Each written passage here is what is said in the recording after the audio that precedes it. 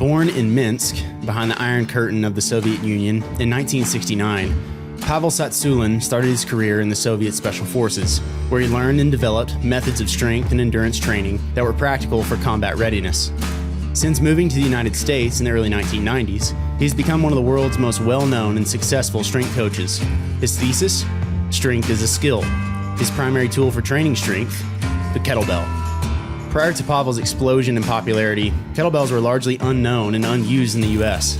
Today, you can find them in almost every gym in the country. In fact, we have a small collection of them here in our very own Stonecutter Strength Gym, which we put to good use on a regular basis. Using his signature line, Grease the Groove, Pavel's methodology focuses on repeating strong movement patterns like the swing, the squat, and the press, with the intention of not only building muscle, but developing the body's nervous system to be better prepared to withstand heavy loads. With so many big box gyms full of sophisticated machines designed to isolate individual muscle groups, implements like the kettlebell and the sandbag stand in stark contrast with their demand for full body coordination and brute strength. Kettlebells are lopsided, oddly shaped, and hard to control. Sandbags shift and fight you on every rep. No machine better simulates wrestling an opponent or hauling a body to safety. Nothing about these implements is balanced, nothing is easy, and that's exactly the point. Kettlebells and sandbags don't just build muscle, they build durability and athleticism. They forge a kind of strength that carries over into the farm, the battlefield, or the job site, what you might call real-world strength. If you've ever used kettlebells or sandbags yourself, you know that they also require a certain amount of grit and determination. These tools aren't easily wielded, and using them consistently develops a stronger will along with a stronger body. We believe that strength of body and mind are exactly the things men should be pursuing. And so in this episode of the Hard Men Podcast, we'll be discussing the benefits of sandbag and kettlebell training and how you can start adding these tools into your routine for the maximal return on your time and work. All right, guys, welcome back to the Hard Men Podcast. My name is Tate Taylor. I'm here with my good friend, Mr. Ethan Sin, rocking the Brutal American shirt. Brutal American polo today. Yeah, that's right. I've got the t-shirt on. You got the polo. The polos are pretty sweet. I'm not going to lie. I mean, as much as Eric likes to play golf, you got to have some good polos. If you don't have a golf polo for at least every day of the week, you're probably going to get behind at some point. Yeah. You're going to wear a sweaty polo multiple days because you know you're playing golf more than once that week. It's true. It really has gotten to the point where it's like more than once a week. We'll get into some of this actually a little bit later in this episode about like longevity and workouts and stuff. The connection between golf and kettlebells. And yeah, of course. I mean, if you want to be a great golfer, you got to have some kettlebell training. I don't know how that connects at all, but we'll see if we can figure it out. Also, we do have the Brutal American mug for everyone that signs up on the Hard Men Patreon for the all access or above membership. You get a free Brutal American mug with your sign up. Those things are pretty sweet. Been using it quite a bit. So definitely go check that out over on the Patreon. Thank you to all of our Patreon members who support the show. You guys make this possible, and we really appreciate all the feedback we've been getting over there. Been a lot more lively lately, which has been a lot of fun. Today, we're going to be talking about obviously some kettlebell and sandbag training. I like using the term odd object training with stuff like this. You can sort of start working your way into some strongman type stuff with this, but I think this is a really good entry point for, I guess what people would call like functional training. Yeah. What else besides kettlebells and sandbags fall into that odd object category? Definitely something like the yoke.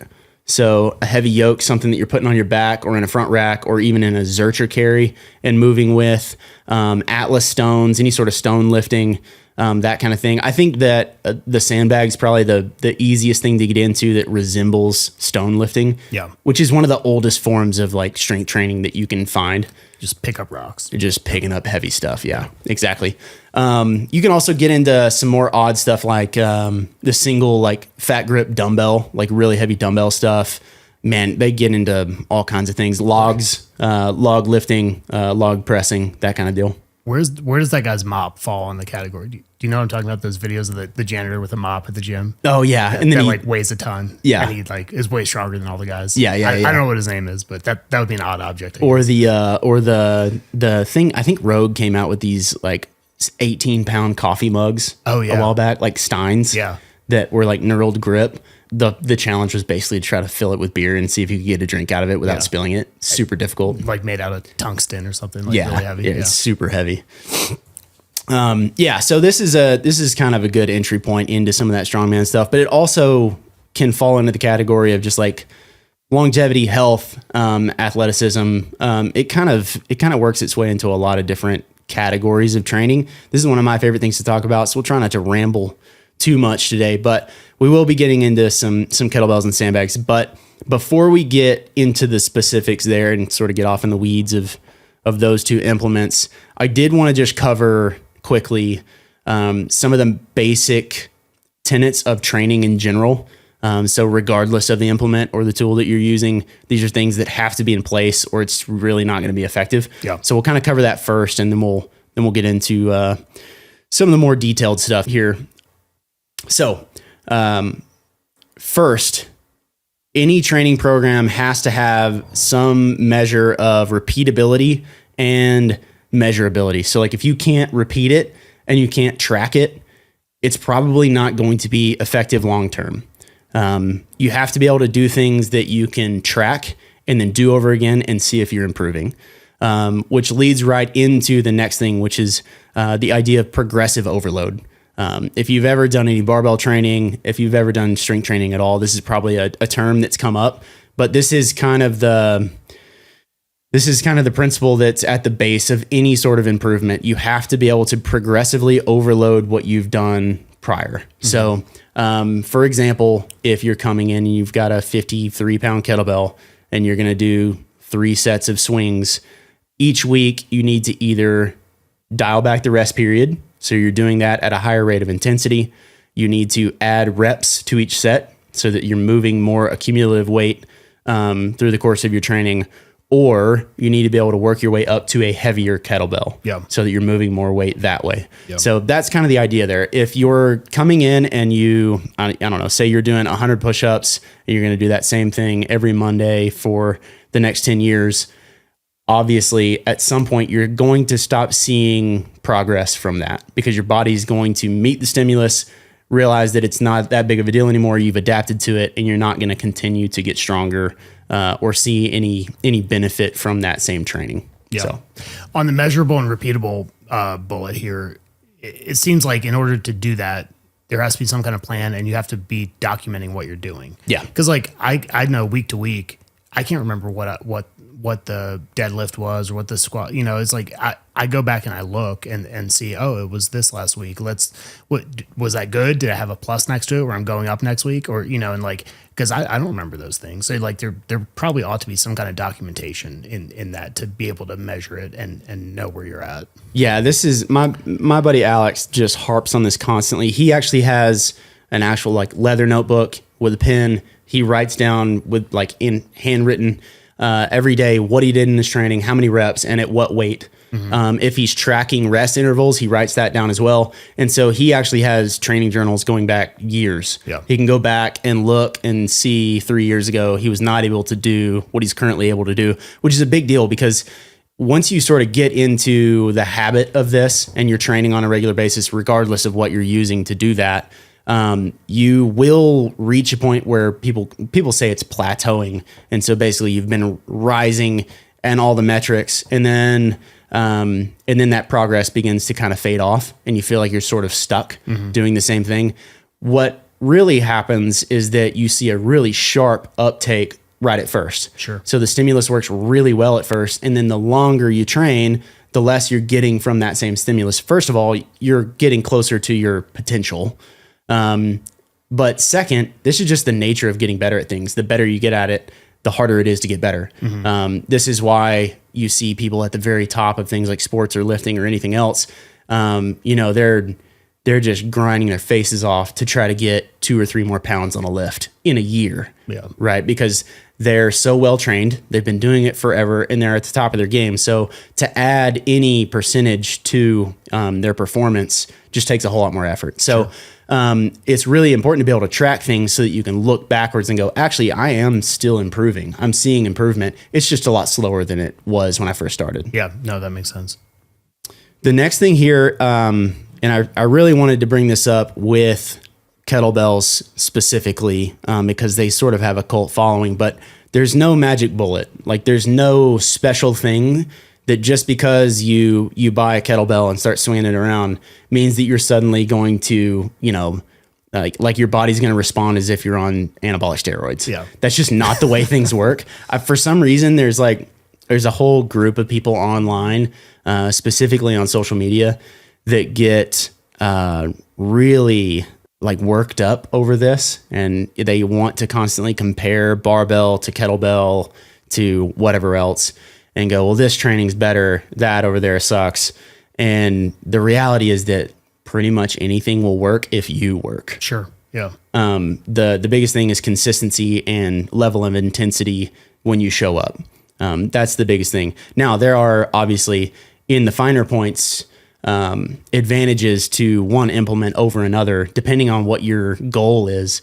But there's, like I said, there's no magic bullet. You gotta do the work regardless. Like you're gonna have to show up and push pretty hard to see real results, regardless of what tools you're putting to work here. So everything takes time and work. You can't expect things to happen overnight, and there's really no easy button. It's just a crazy amount of intensity and consistency over time.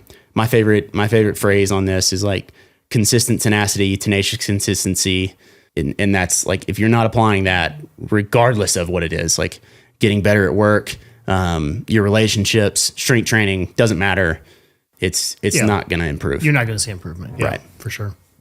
So where did the kettlebell come from? This is actually super interesting, and I didn't know this before we started doing the research for this episode, but it actually dates all the way back to the 1700s.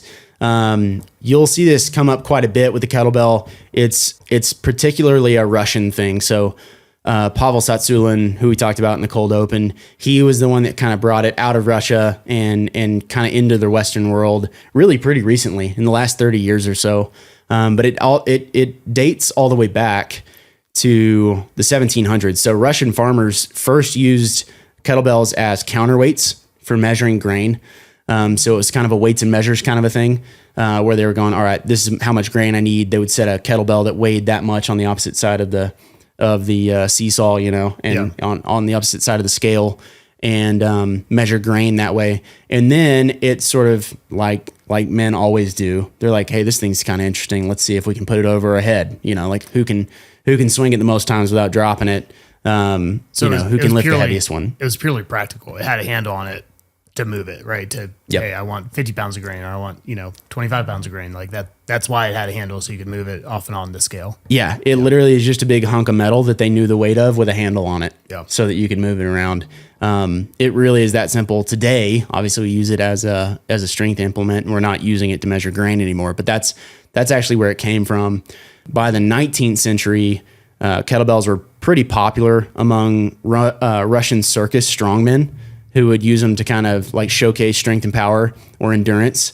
And you can go back and find old photos of guys in the crazy looking lifting, you can't call it an outfit, right? But in their lifting get-ups.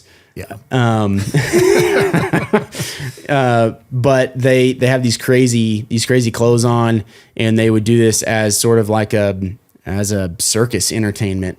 The circus would come through town, and they would have a couple of strong men that would get up and do displays of strength. And that was where it sort of started getting more popularized, I think, is probably because regardless of whatever town you went to, it could be in the middle of nowhere, but everyone's measuring grain. Like everyone's using these to some degree and sort of knows what's going on. So it's way more impressive when you see somebody pick up something that you've tried to pick up before, and you're like, I know how heavy that is. And they throw it around like a rag doll. Right. Yeah. You're like, it's way more impressive to the everyday man. I think this concept is actually really important, and we'll talk about it as we get into sandbag stuff, but I've never had anyone, and I've been training sandbags for probably 3 or 4 years now. And I started with a 150 pounder. I had it in my garage gym. I've never had anyone walk up to a sandbag and go to pick it up for the first time and not go, oh man, that's way heavier than I thought it was going to be. Yeah. And so like the visual appearance of it doesn't make you go, I bet that is really heavy. And then you go to try to move it, and it's sort of shocking to you the first time. And I think that's part of what was going on here is like everyone knew how much that thing weighed, how heavy it was. And so it was way more impressive when some guy lifts it and throws it over his head or something like that. So that's sort of 19th century. In the Soviet era, kettlebells became a tool for training soldiers and athletes with competitive endurance kettlebell lifting spreading across the Soviet Union. This is particularly kind of strange to me. I always assumed that the barbell has just been around forever. Yeah. We've always loaded plates the way we load plates. We've always had 45s and a 45-pound bar. But really, it's not that old of a thing. It's still a pretty modern thing. There have been versions of it that go back for a while, but not that long ago, strength training wasn't really a thing. Well, life was hard enough where like just normal life, you were doing those things. They didn't have to probably invent the barbell and the free weights and things like that, right? Yeah, they were just throwing hay bales, or they were carrying grain or water or whatever, moving animals around. Wrestling has been around forever. Yeah, and I think the sandbag is one of those things that really models wrestling probably better than any other implement directly if you're going to train and you don't have someone else to actually grapple with. But prior to, I don't know, 100, 150 years ago, people weren't really using strength training because you were either strong or you weren't. You were either fast or you weren't. It wasn't something that we really thought of as like a massive potential that I need to reach. Yeah. It was just like, that guy's really strong or he's not. Or even your daily life, you would have been like, I'm exhausted at the end of my day from lifting heavy things and doing manual labor, like being outside. And now it's like you sit at a desk all day and you actually need to work your body when you get home or before, first thing in the morning. Definitely. So that's kind of all the way up to Soviet era. Obviously, we talked about in the cold open, Pavel Tsatsouline introduces kettlebells into the U.S. in the late 90s after he moves here. And since then, it's sort of grown rapidly in popularity. We mentioned this, or we talked about this earlier, but I think CrossFit's had a lot to do with this.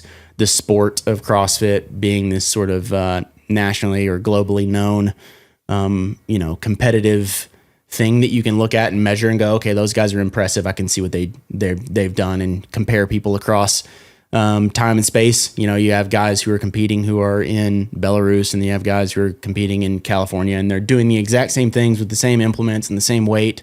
And you're trying to figure out like who's doing it the fastest or, who does it the best. And so kettlebells obviously being used heavily in CrossFit, I think has definitely caused them to grow significantly in popularity. And now, I mean, they're in hotel gyms, like they're everywhere. Yeah. So it's definitely something that you can get pretty readily and use on a consistent basis. It's not hard to find them. They're typically not super expensive either per pound, comparing them to dumbbells or something like that. Why is that? It's just easier to make and cast something, and you don't have to worry about, is it rubberized and I don't know, because dumbbells have gotten pretty fancy. Yeah. I think a lot of it has to do with how simple the implement is. Yeah. It's just a big hunk of metal that is cast into a particular shape.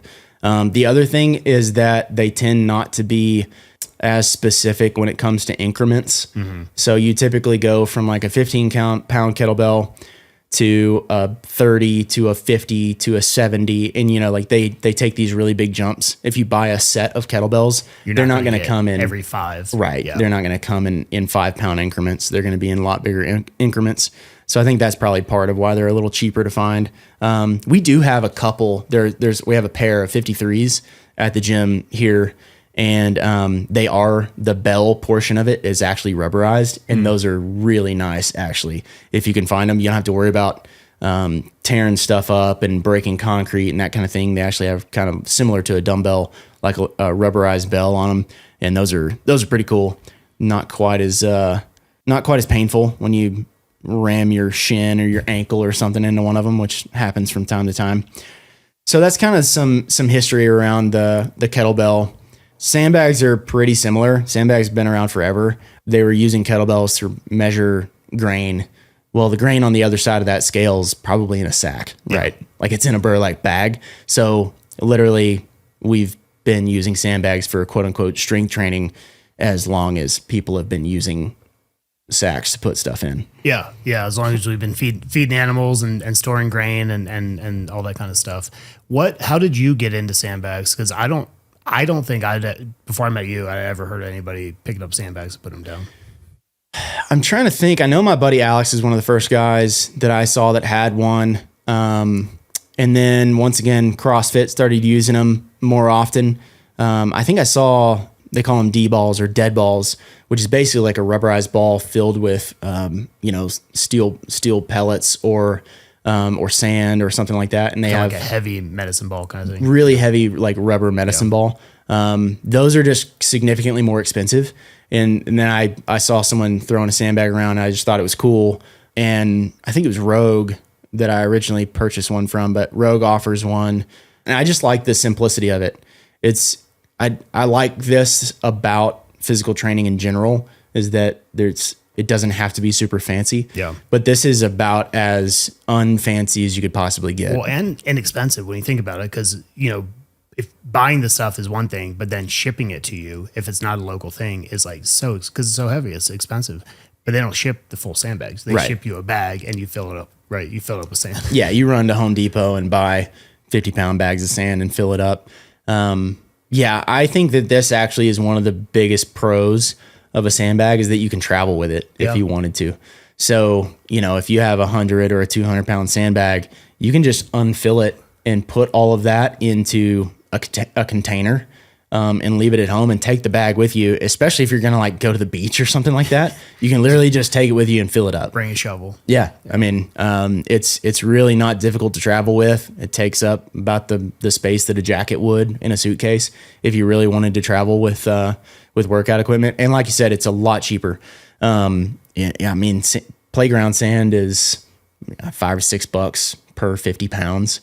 So it's really not too expensive to have something that actually you can load up pretty heavy. The biggest one that we have filled up currently at the gym is a 250-pound sandbag, and I think it was less than $200.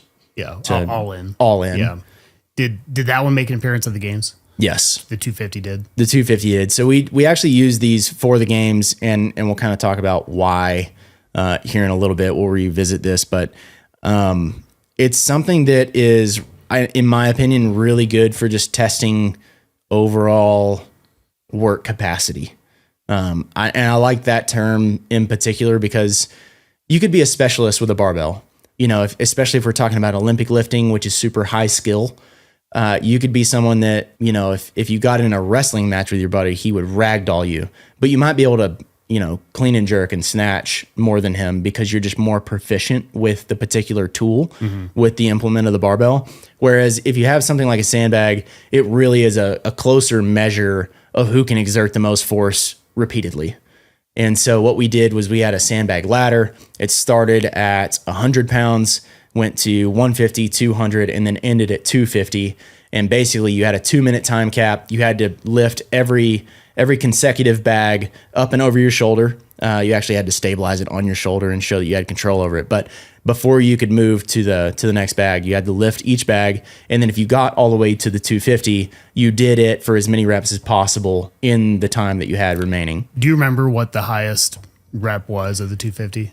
I believe it was 8. 8. I so think they did 100, 150, 200, and then 250 8 times. 8 times in 2 minutes. I want to say that was Titus Lamb from out in Ohio, a buddy of mine, a dude who used to be pretty high level CrossFitter.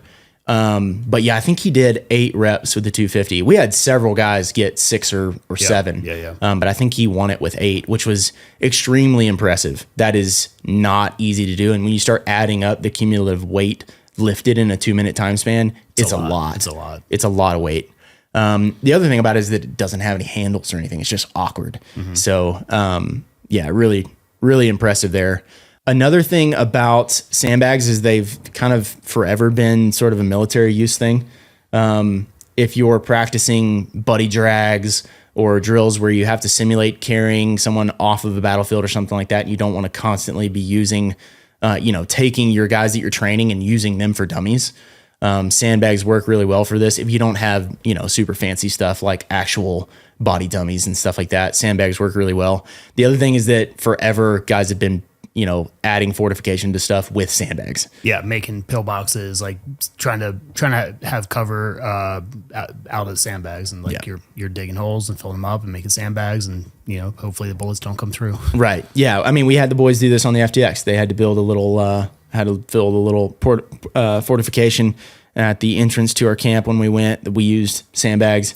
They're just digging up dirt, putting in sand and stacking them in a wall. So it's something that's been around forever. Obviously, those aren't going to be as heavy as something like a big strongman sandbag, but it's still effective. They're still heavy. I mean, you look at a thing like that, and they're not that big, and you wouldn't think it'd be that heavy, but they're probably 60 pounds. I don't know, something like that for a little one. So when you get your big sandbag, you're like, yeah, that thing's going to weigh a lot. Yeah.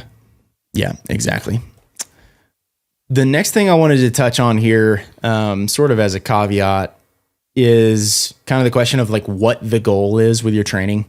These implements, kettlebell, sandbag, can work really well for a lot of things, but it doesn't necessarily mean that they're going to be the best for everything. So asking the question, like, what is the goal here? I think we're mainly talking just the everyday man. Yeah. Who's wanting to be in a little better shape, be a little stronger, look a little bit better, and also be a little more prepared for whatever life is going to throw at him.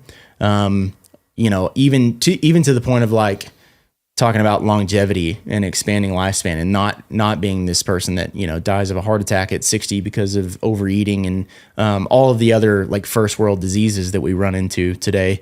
I think these implements are great for that.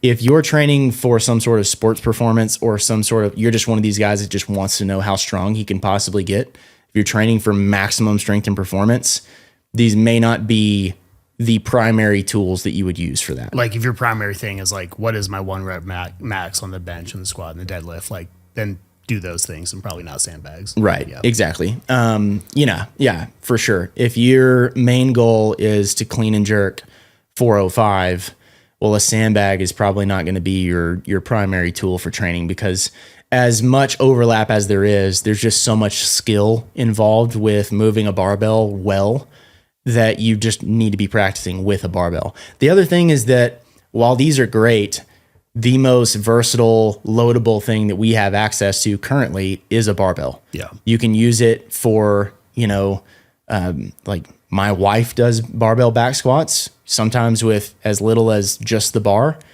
but I use the exact same barbell to load up multiple 100 pounds for other things, right? So you can use the same tool for both those things. A 250 pound sandbag, my wife is not messing with. She's not picking up. No. Yeah.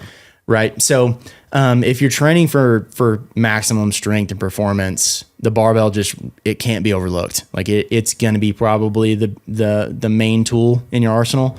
I think there's also something there where if you're training for some sort of combat or something like that, then obviously I think a barbell's, you can't just go, I'm only a kettlebell guy.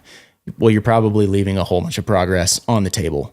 You probably could be significantly stronger if you were using a barbell, at least a portion of the time.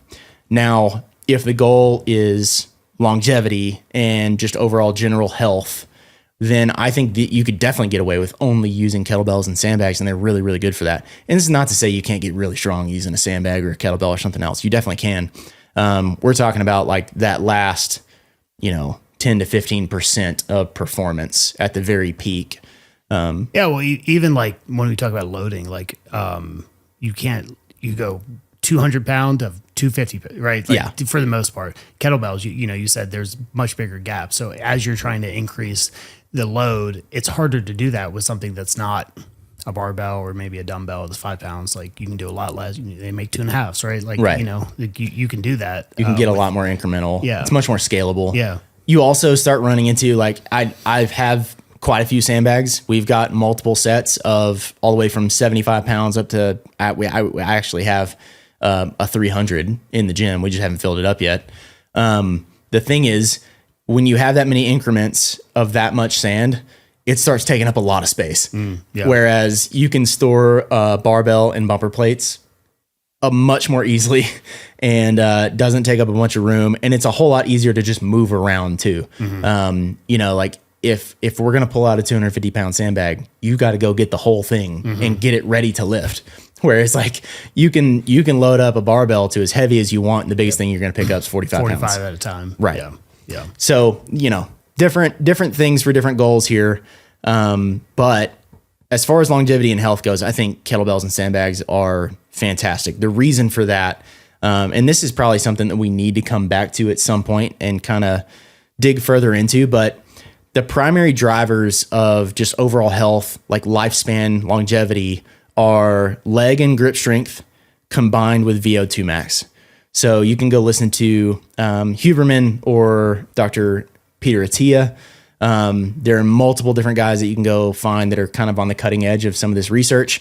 And as simple as that might sound, the number one predictor of your lifespan is density and strength of your legs. Like muscle density and leg strength are the two top things. Wow. And that comes, I talk to the boys about this all the time when we're lifting, because they're like, we're squatting again on Monday. Can we skip leg day again? And you're like, no, like we're just going to squat every Monday until you stop training with me, because that's like, why would we not?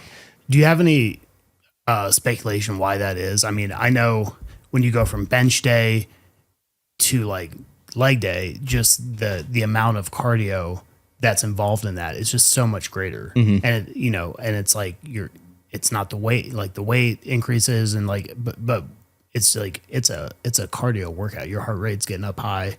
Is that related to it? Is like, if you're training legs, you're training everything else too? Or like, why do you think that is? It's really, it's an interesting subject. Dan and I were talking about this earlier, but the biggest thing, as simple as it sounds, is that if you can't move, you can't live. Movement is life. Life is movement. If you say, for instance, like you're walking through a public park and you see someone that is laying on their back completely still, your first thing is like, is this person okay? Yeah. Are they all right? Are they dead? Are they dead? Right? Because they're not moving. They're not holding their own weight. They're not, like they're not in charge of their own body. And so if you look at, it could be from like, hey, I leave the church today and get in a car wreck, or what are my chances of living to 100? Both of those things are directly tied to the amount of muscle tissue that you have on your legs. And obviously VO2 max enters into this, because if you're doing squats, then obviously your lungs are going to get involved. But it also involves like, if you can you walk? Can you run? Can you get on and off of a chair? The number one thing that gets people into assisted living or nursing homes or something like that is the fact that they can no longer get on and off a toilet by themselves. Yeah. They need help, right? Just getting around. Moving around. And so what that is leg strength. And so it's directly related. The other thing is that if your body goes into some sort of, I don't know, like comatose type state, or you're on bed rest for 8 weeks and your body's trying to recover from some, like I said, like a car accident or something like that, some terrible event, the thing that your body's going to have to do is live off of stores. If you carry around a bunch of muscle tissue in your legs, you have something to feed yourself with. And so you can also bounce back faster after injuries, after, traumatic events, whatever it is, if you carry more muscle tissue on your legs. So as much as we would want to look at gut health and, all of these other markers, the number one thing is leg strength and VO2 max. Grip strength enters in there as well. That's sort of a weird correlation doesn't equal causation kind of thing. Yeah. But it does enter in. And it's one of those things that's like, training grip is not ever going to hurt anything. No, but is it the chicken or the egg? Is it right. People that have like heavy grip strength? Is it because they're doing hard work all the time? Or is it the guy who just has, just sitting at the desk doing this all the time? Is that the same thing? Right. Probably not. Yeah. I would assume. Yeah, correct. So the biggest thing there is like, are you able to move and are you able to breathe? So leg strength, VO2 max. Those are the number one things that allow you to live longer. Regardless of if we're talking about something that happens to you tomorrow that's super traumatic, or if we're talking about, lifespan overall. So the reason that we bring that up is that kettlebells and sandbags are perfectly suited for building and maintaining leg and grip strength, as well as improving VO2 max. They're really, really good tools for developing those particular skills. And the way that you're doing that is first of all, if you've ever grabbed a sandbag before, especially one that doesn't have like the tactical ones, like some of them have handles. I'm talking about like a strongman sandbag. Yeah. It basically is just a giant sewn ball of Like sand. smooth all over. Yep. Yeah. You have to figure out how to actually grab that thing without using some sort of handle. And so your full forearms are involved from the last digit of your finger all the way up to like your biceps are involved in just grabbing the thing. And so it's, like I said earlier, it's like very akin to wrestling in a lot of ways. Being able to like manipulate something that doesn't have handles on it. So tons of grip strength is involved, just to get a hold of it and manipulate it at all. The next thing is that unless you have some sort of, like plyo box or something you're sitting it on, it's just on the floor. Whereas a barbell, like if you load up a barbell, It's at least what? yeah, 6 inches, 10 inches off the ground. yeah, 8 to 10 inches off the ground. Yeah.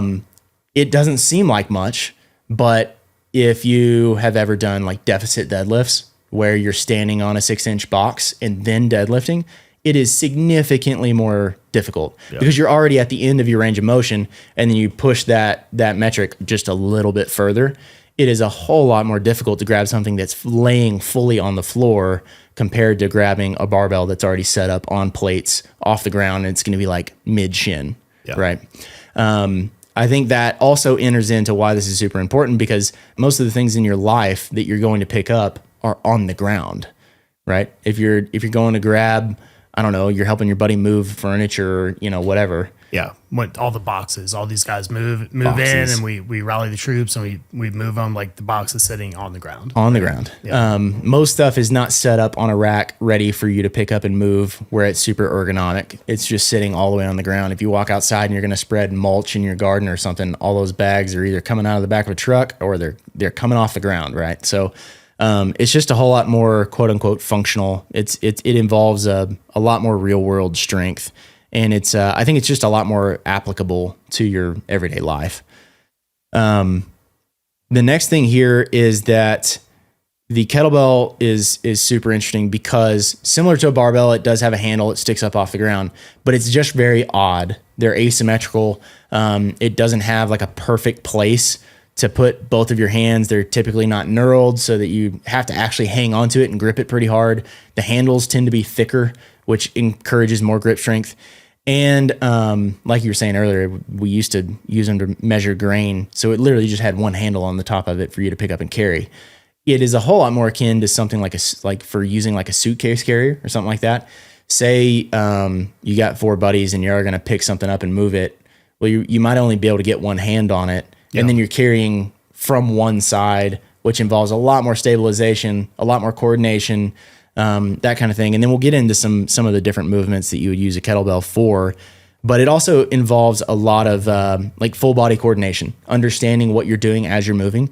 Whereas a bench press, while it's still a technical movement, tends to be a little more one-dimensional than something like a kettlebell swing or a kettlebell snatch or something like that. The other thing here I think is actually important about training with either one of these implements is that it's easier to maintain a consistent level of intensity. It's pretty demanding to train with them at all, but you also tend not to come away from the training sessions going, my gosh, I can't even walk, right? Like, I don't know how many times, like I've been squatting a barbell for almost 20 years now.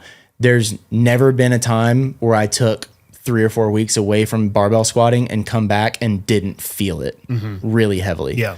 It's extremely taxing. It's super, super demanding. And insert the right scenario, like we talked about earlier, if you're doing performance sports or something, then like great. But if you're just trying to maintain a good level of health and strength, then you actually want the following day's workout to be the most important one. Like you don't have to end every single day feeling like you've been wrung out like completely. Complete failure. Right.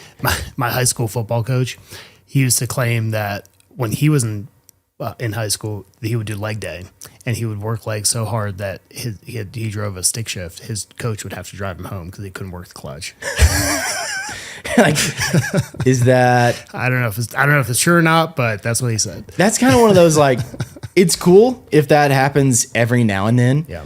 But if you're doing that every week, like the everyday normal person they don't have time for that. Like you have stuff to do. I've got to go to work tomorrow. Well, yeah. And it does actually impede whatever those things are that you got to do, right? Yeah. Like if you're spending 2 days recovering from your squats, like what are the things that you can't do well in that time, right? Right. Yeah. Your kids want to wrestle or play or whatever, and you're like sorry, if Eric you touch my golf. legs. Eric wants to play golf. Like, how am I supposed to swing a club when Exactly. We got to go play Riverside tomorrow. What are we doing? No, there's definitely something to that, like a consistent level of intensity that's demanding, but not so overpowering that it starts impeding, the rest of your life, where it starts getting in the way and you can't do the things that you actually are training to do. Right. So that part's important.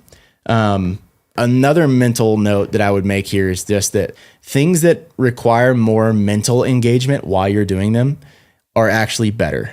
This is another portion of the conversation Dan and I were having, but here lately we've been doing a bunch of tennis, golf. I've been doing trail running for a while, but skiing kind of works its way into this as well. These things that require full body movement, but also total mental engagement are really, really good from a longevity and health perspective. And I think the reason for that is that this actually just enters into the way that God designed humans. The very first thing that you do as an infant is learn how to move. And so as you're learning how to move, you're also learning how to think. And the way that your mind works is that it operates within the physical world. And so it is understanding how you need to move around. And that's the very first thing that you get to. It's sort of like concrete understanding before we get to anything theoretical. And so later on in life, we sort of treat our minds like they're these ethereal things. like they're separate from the body. Correct. Yeah. And then you get to a point where your body starts to atrophy because it never has to do anything, right? Where, especially if it's if all the movement that you do is completely mindless, it's actually you're atrophying in that scenario. The mind, you're atrophying the mind, right? Mind, body, the whole system. The body might be working, but the mind is kind of checked out, and you're kind of zoned out. But then, I think you've talked about this with training the young boys, is when you actually load them up and they're breathing hard and they're working hard, they can't think, right? But like, how many of these things, whether it's like actual, like something like playing tennis, where you got to think about where the next shot is, or what while you're breathing hard, while your heart rate's up. Or like a battlefield scenario where this is high adrenaline and high stress and high heart rate and all those things. And you've got to make decisions. Like those are the times where your mind can't be checked out. Right. So if all of the training that you're doing, to your point, is in a state where your mind's utterly checked out and you're just sort of like turn your brain off and let your body do what it needs to do. Not that there's anything necessarily wrong with that from time to time, but it can't be like 100% of your training. You actually have to be sort of paying attention to what you're doing. And I think that something like the kettlebell or the sandbag is really useful for this because it changes every single rep, especially with the sandbag. Like every time you go to grab the thing, it moves just a little bit differently. You're not ever going to get exactly the same grip on it. A kettlebell, especially if you're doing things like swings or snatches or even presses with a kettlebell, obviously you can get more proficient at movements, but it's just an odd object. And so every time you have to be really focused as far as like where the weight of the object is, the balance of the thing. You have to actually be more mentally engaged to be able to perform well with a tool like that. And I think that's actually an important part of this, especially from a kind of a longevity perspective. There was a study done on these Nordic skiers. They were buddies and they had been friends forever. But one of the things that they would do on a pretty regular basis, probably as often as we had been playing golf, is that they would go cross country skiing together. And they were well into their 70s, but all of them were in great health. And what they figured out was it's leg strength and VO2 max once again. So they're also doing this in a scenario where there's skill involved. Sure. You can't just mindlessly go, across a frozen lake or something. Like you have to be paying attention to what you're doing. You have to be exerting some level of mental engagement and skill in the activity, but it's also really physically demanding. Your lungs are working really hard. Your legs are working really hard. And then you add on to that the communal aspect of it where they're like hanging out with their friends while they're doing it. So They're reacting when someone does something dumb. They're having a conversation, whatever. Like they're actually interacting socially, and that sort of is like the perfect recipe for extending lifespan. And so finding ways to do stuff like that is, I think, really, really important for this particular metric. So obviously like casual sports, stuff that's not going to be too crazy. You can't play tackle football forever. No, but I've really enjoyed playing tennis. I know our wives have as well, where it's something where like the whole family's there. It's obviously really good to do, something you can do for the rest of your life. But just the ability to play together, and been playing like mixed doubles, and everyone's having a good time. So I've really been enjoying that, and I know the girls have too. Yeah, for sure. I did want to bring up the fact that if you enter into even something like tennis with no foundation to build that skill set on, you're not going to have nearly as much fun. Like the reason that things like that are fun for the group that at least that we're talking about is that all of us played competitive sports growing up, all the way probably like as I'm trying to think about the group that was there this past Sunday. And like, I know one guy was a collegiate soccer player. You and I played football all the way through high school, and I think even into college a little bit for both of us. You had guys that were playing, I think one of the other guys played competitive soccer as well. And, you know, like you have a foundation to build on top of, whereas if you never do any sort of physical training, it's going to be really difficult to pick up something as sophisticated as tennis. Like in your 30s. well into my 30s. Well into your 30s. Well into my 30s. About four months or so. So I think like building a strong base of physical capability is actually really important. And the more skills you can add to that bag, the better, you know, like the more of a multi-tool you become, the more useful you become, and the more proficient you can be in picking up new stuff. Like the more skills you learn, the better you get at learning skills. So, picking up new stuff, trying new things, especially with your friends that are a little bit challenging from a mental and a physical perspective, are huge. But back to kettlebells and sandbags. So we have already not the tennis and golf episode. No, unfortunately not. As much as we just want to do one of those. just talk about golf and tennis the whole time. We've talked about the fact that they're sort of awkwardly shaped and they're kind of unstable in a lot of different ways. But that's really important because it forces a lot of adaptation. Most other implements, especially if we're talking about like Globo Gym machines, are actually designed in exactly the opposite way. Sure. What they're actually doing when you set down on like a chest press machine, there's no chance of that weight like falling on you. There's no chance of it getting out of alignment. You're just pressing in a single linear direction, and everything is very greased and smooth. And so you're not actually having to control the weight nearly as much. So like the major muscles that you're there to work, they're going to get worked, but all those other stabilizer muscles that help you hold the bar up and not fall over and not drop the weights off, like you don't have to, those aren't going to be engaged, right? Yeah, absolutely. Stabilizers for sure. But I think the bigger portion here actually is like your mental ability to control your body. So when things are shifting and changing, you're having to react to it in real time. And if you take all of those, real gravitational forces out of the equation, your brain doesn't actually have to do all of those small adjustments. And so that part, I think, is the part that's actually super important, is your mental ability to control your movement is the bigger thing.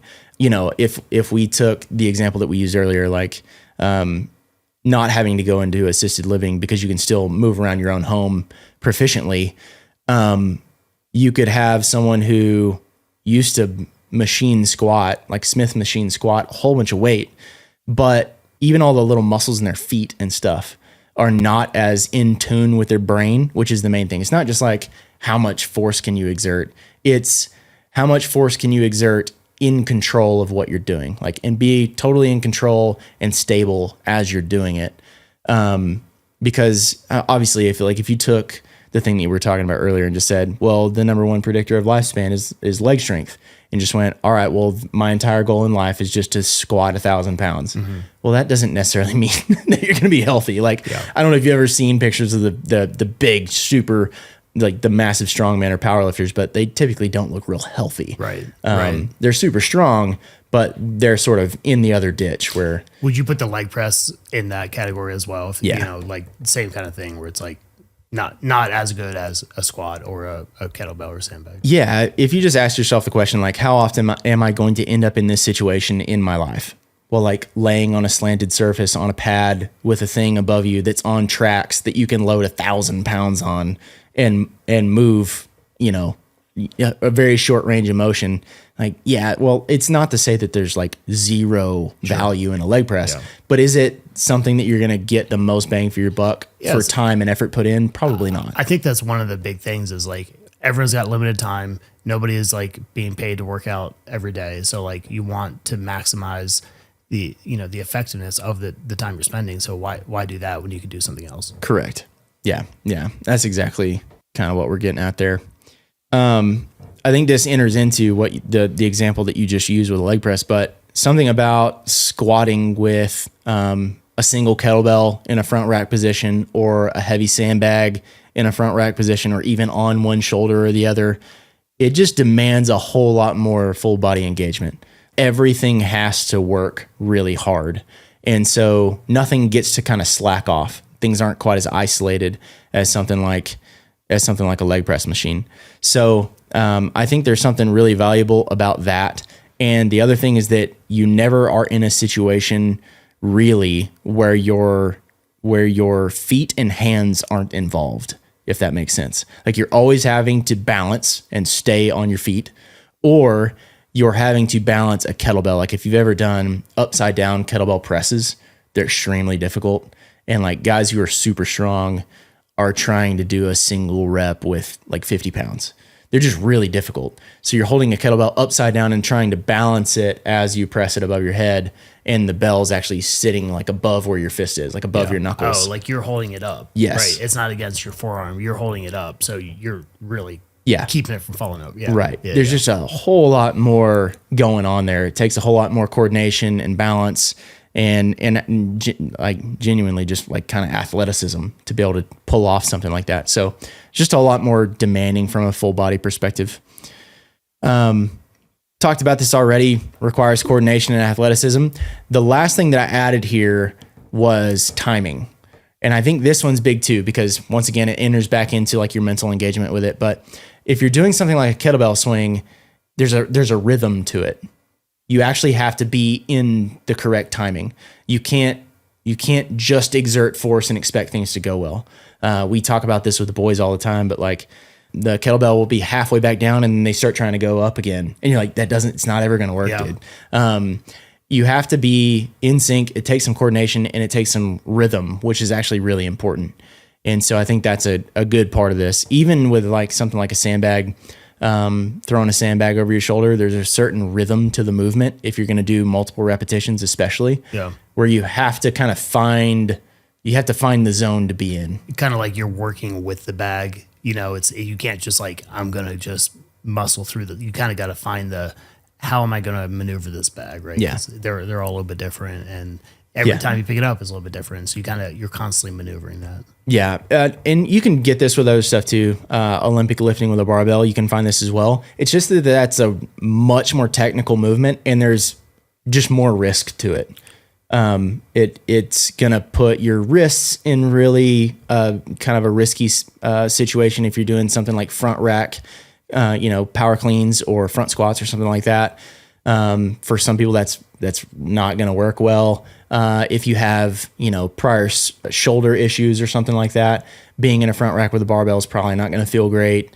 And if you drop a barbell on your knee, well, that's not the same as dropping a sandbag on your knee, right? So I think that's also super important.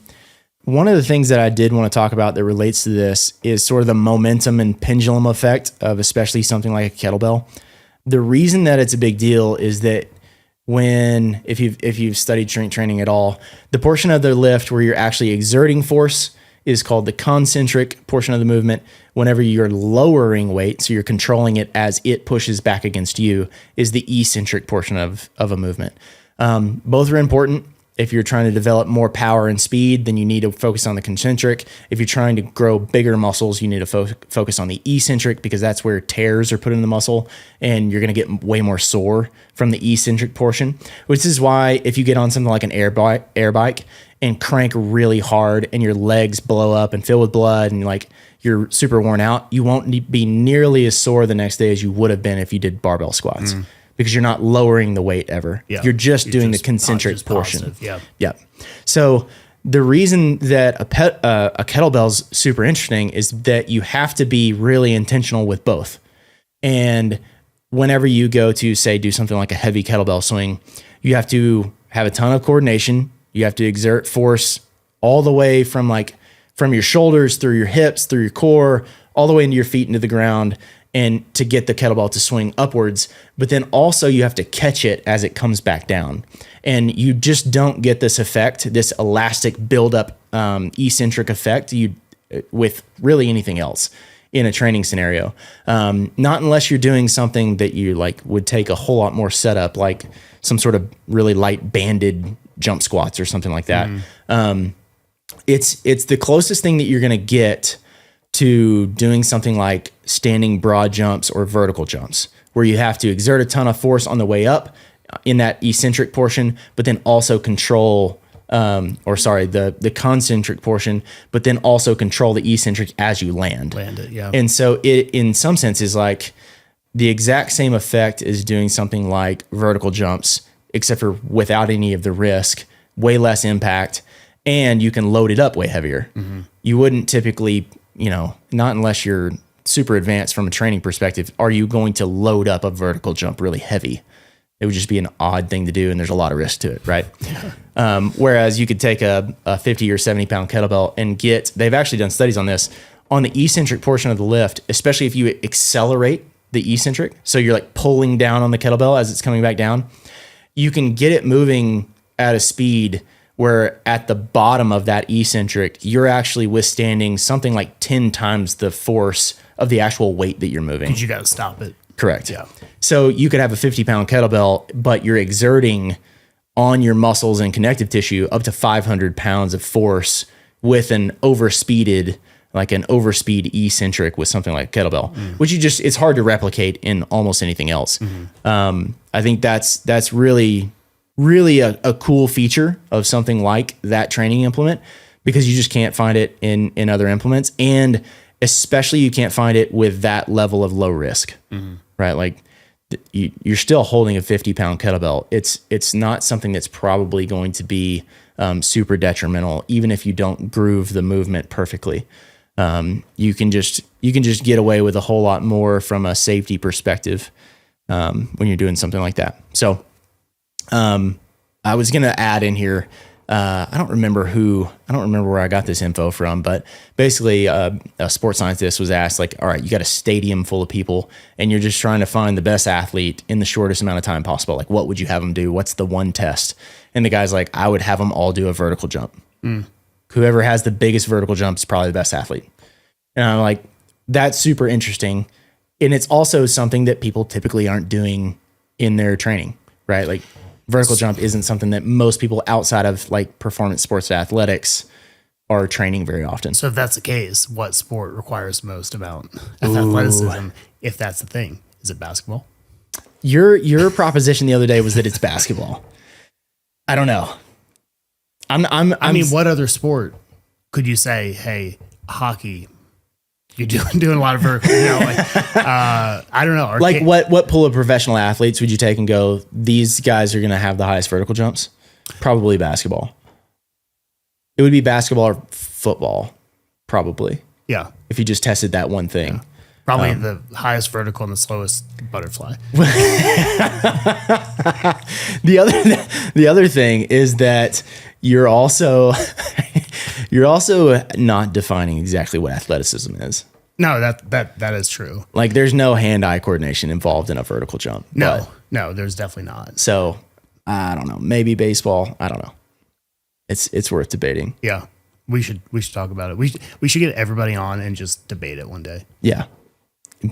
Ben's gonna say something ridiculous like badminton. He's or something. He's gonna make up table tennis. It's ping pong. Him and Dwight Schrute believe it's ping pong. So that's some of the reason that these particular implements pack such a punch and are really, really useful. You don't have to have a whole bunch of equipment to get a whole lot of return from your workouts. And they tend to be cheaper. Like they tend to be cheaper to buy. They're not nearly as expensive as something like a full rack of dumbbells or even a barbell and a full set of plates. You don't have to have a rack for them. It's just, they can just live on the floor in the corner, right? And it's not going to hurt anything. The other thing is, we mentioned this earlier, but with sandbags, like you can travel with them if you want to. I know a handful of guys that have done this. I don't know a ton, but there are some dudes that are just fully dedicated. Like that's their thing is sandbag training, and they'll travel with their stuff, take their stuff with them, and do workouts wherever they're ending up. So that's kind of my big pitch for kettlebells and sandbag training. I think there are few things that I've seen as much return from as something like sandbag cleans.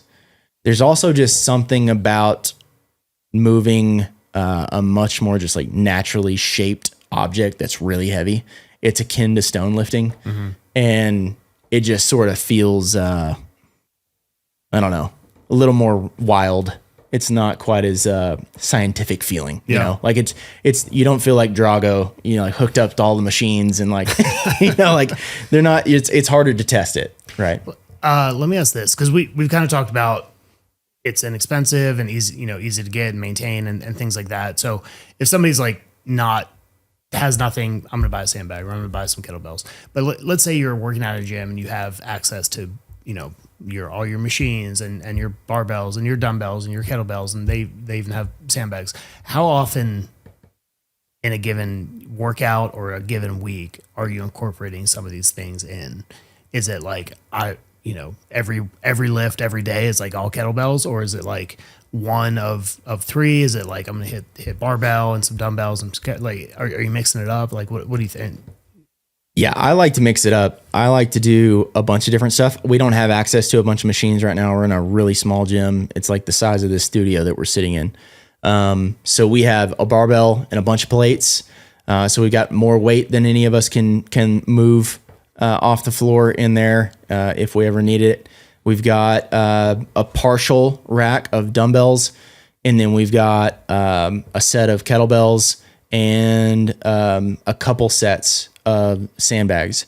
I would say on average, I've never actually tallied this up, but I would say on average 2 to 3 out of my 5 to 6 workouts a week are involving at least a sandbag or a kettlebell, if not both. Yeah. So about half the time I'm using them. Most of the big compound lifts that I'm doing are still barbell. Except for right now. Right now I have an injury, and so I'm not doing really heavy barbell squatting because of the Achilles tear. So what I actually did this morning, instead of squatting with a barbell, I squatted to a box with a sandbag. Yeah.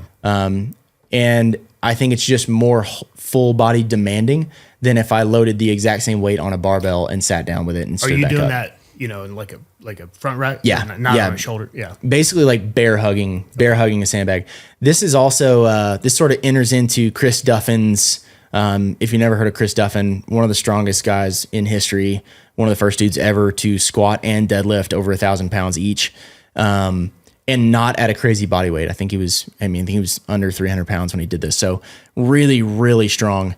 But he wrote an article years ago called Anaconda Strength, and it basically was about your ability to brace and squeeze through your core in order to support your extremities. So the stronger you can squeeze and brace against basically your own spine and abdomen, the more you can press or squat or deadlift. Right. And so he called that sort of like this ability to squeeze your core really tight. He called that anaconda muscles. But there are really particular movements that are good for training that. One would be like snatch grip barbell deadlifts. Another would be really heavy kettlebell swings for lower reps for, lots of sets. Another one would be like a bear hugged sandbag carry. So you've ever seen strongman competitions, they'll have them pick up what looks like a Husafel stone. So it's shaped like the tiny little fat coffin is what it looks like. But they have sandbags they'll work up in incremental weights, but they pick those up, bear hug them, and then walk with them. And they're out there waddling like penguins, right? Because this thing's so heavy and they can barely move.